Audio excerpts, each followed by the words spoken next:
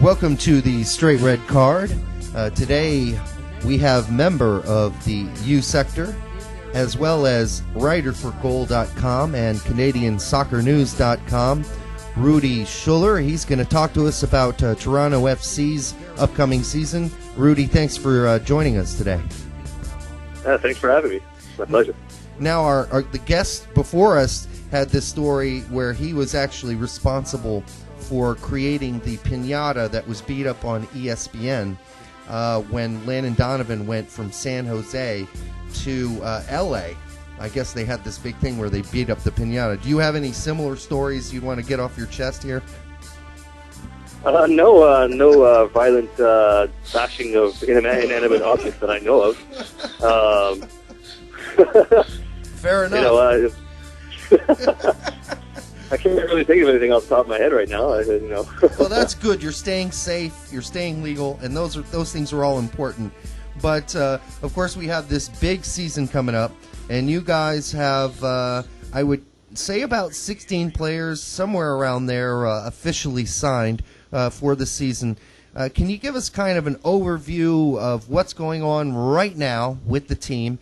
Because there's some discord going on. We had De Rosario saying some iffy things today, and I believe you actually had a player leave. That'd be Adrian Cann today. He left camp. So can you give us an update of what's going on there and maybe a preview of what's to come? Oh, well, what's going on there? There seems to be a lot going on there. Yeah. I mean, obviously we've got, it is the beginning of the year, so obviously we've got new coaching staff coming in. That's the TFC way, apparently. Yes. Yeah, exactly. These guys have a much better pedigree than anybody else we've ever had. Aaron Winter, yeah, of course, has played in I think 2 or 3 World Cups and 4 Euro Cups for the Dutch. He's the man. Bob de Klerk. Yeah, Bob de Klerk has worked with the Ajax Amsterdam youth system for quite a while. And, of course, Paul Mariner, who everybody knows from his days with New England. Yeah. So between the three of them, I mean, those are 3 sharp soccer minds there. Absolutely. So let's hope they know what they're doing, because right now all the supporters, we're trying to figure out exactly what's going on. There's all these stories of players leaving and players coming and possibly going, and yesterday there was Adrian Cann. Adrian Cann left, and I don't know if he's going to be coming back. And so what's going on now is we've got a bunch of players, a few holdovers from last year. Mm-hmm. Obviously, they had to trim a lot of the fat, which, I mean, the team wasn't very good last year, so that's obvious. Mm-hmm. So they brought in a few of the key members, the guys who should be able to build around. And they brought in a lot of guys on trial that a few of them are apparently signed, but we haven't heard whether officially they've been signed or not. Right. And then, of course, there's our draft picks, and a lot of academy kids are being brought in. Apparently, the Winter and de Klerk are very high on the Toronto FC Academy. Now, that's a good thing, but at the same time, these kids are all 18 years old. Yeah. You can only bring in so many at a time before you can kind of wonder if it's just going to be an experiment for future years. I mean, you want to look at winning now as well as building to the future. Right. And a lot of these academy kids are coming in, and the TFC Academy is very good, don't get me wrong, but you can't put that much weight on the shoulders of a bunch of 18-year-old kids. Yeah. So we're hoping that there is some kind of a plan here. Yeah. It's hard to see right now, but right. we have to give them the benefit of the doubt at this stage. Yeah. Well, I did notice, yeah, of course, you've got Daniel Henry and you've got Nicholas Lindsay, who actually did manage to play 4 games last year. So that's kind of a plus. But yet, you're right. These guys are 18 years old. Yet you did try as well. I mean, there were a bunch of guys on trial, like Eddy Sidra, who I think after his experience in Germany and his experience on the national team, a lot of us thought, maybe that's a kid that would fit into this team. But I guess as of recently, he's out of the picture. Is that right? Well, yeah. I mean, again, it's another kind of a mystery with Eddy Sidra where he's involved. I believe he's 21 or 22 years old.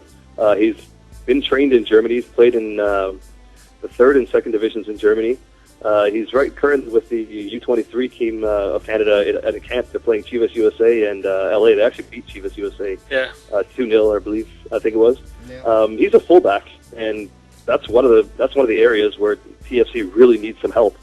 So I've been hearing murmurs that he may not be out of the picture completely, but there's no way to say. So if he can step back into it, I think that he would help going forward, because he is the type of player that can play the Dutch system that Winter and de Klerk are trying to instill in this team. Right. And speaking of Dutch guys, I mean, it seems like Winter's trying out, I mean, more than any other MLS team you can think of. You've got Nick Solsma, you've got Javier Martina, you've got Ivo de Hoos. Is that how you pronounce it? It doesn't matter, I guess. But it sounds, I don't even know. Yeah. But it sounds like, there is, because before this, there weren't a whole lot of Dutch players on, TFC. So do you think this is kind of Aron Winter's doing for the most part? And what future do you see with some of those guys?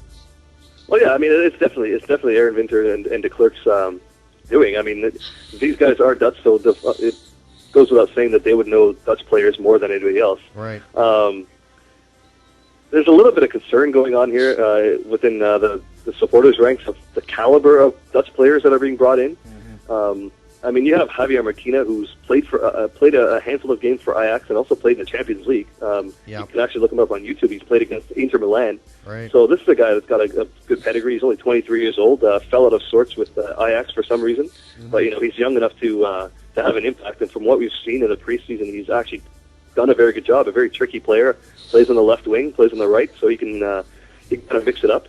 The other guys, they seem to be coming from a little bit of a lower level of play, and it almost harkens back to the days of when Chivas USA started, and they started bringing all these second division Mexican guys, underestimating MLS. And we're hoping that that's not what is going on here. Maybe it's a salary cap issue. Maybe that shouldn't be, though, because they've gotten a lot of the dead weight out of the place. So. Yeah.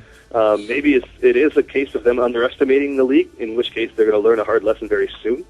But maybe it is. Maybe they find these guys as redemption projects. Maybe they see that they are diamonds in the rough, and that maybe they just need a shot to succeed. So obviously that's what we're hoping for. Yeah. I mean, and you have guys. Let's take Gianluca Savarese, for example. Here's another guy who played in Germany. He's played in Greece. He's apparently still on tab as being, a potential signer for the team. Have you got to see this guy play? I mean, is this a guy that's going to fit into the system that Aron Winter has in his head? Well, he's another youngish Canadian guy. He's about 23, 24 years old, who's been playing in the second tier on the continent, as you say.